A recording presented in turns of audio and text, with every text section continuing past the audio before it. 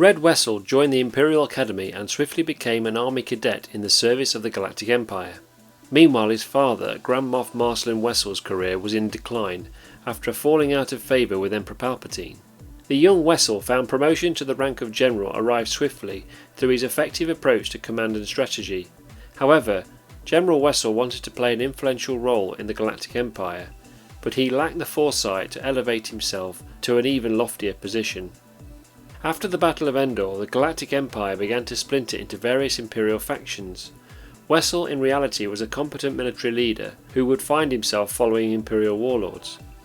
In 10 ABY, the general was given an opportunity during the resurrected Palpatine's return by one of the Emperor's royal guardsmen, Colonel Jax.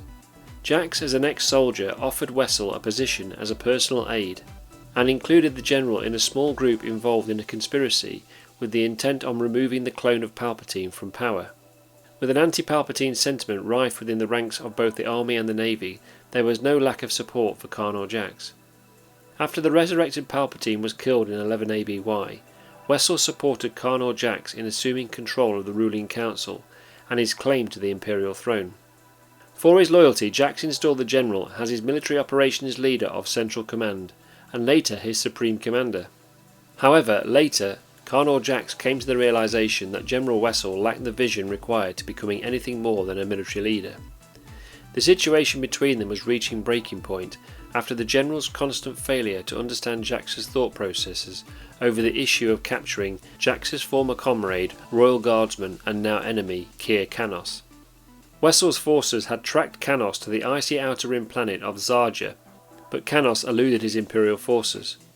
Despite this, when a mission report was received from the Imperial-controlled planet Faida, it revealed to Wessel a description of Kanos, and Colonel Jax decided to take a personal interest in the matter.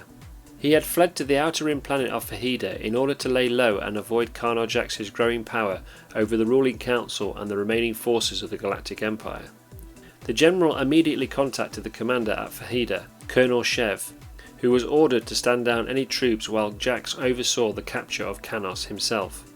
Instead, in an attempt to conceal the corrupt command of Fahida, Colonel Shev ordered his troops to attack a rebel base which appeared to be helping Kanos.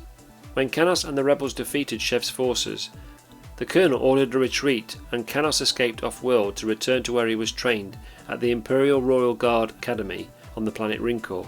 When Colonel Jax arrived on Fahida, Shev was quickly executed for failing to follow orders, and the capture and torture of the rebel Mirath Sin proved successful, eventually revealing Kanos' location on Rincor.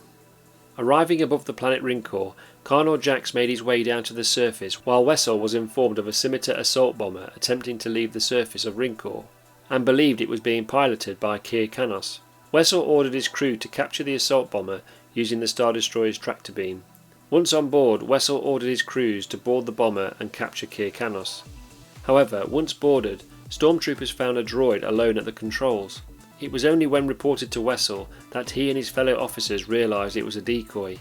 Wessel and the crew of the Imperial Star Destroyer Emperor's Revenge were killed by Kanos when his bomb-rigged scimitar assault bomber exploded, blowing a huge part of the ship apart.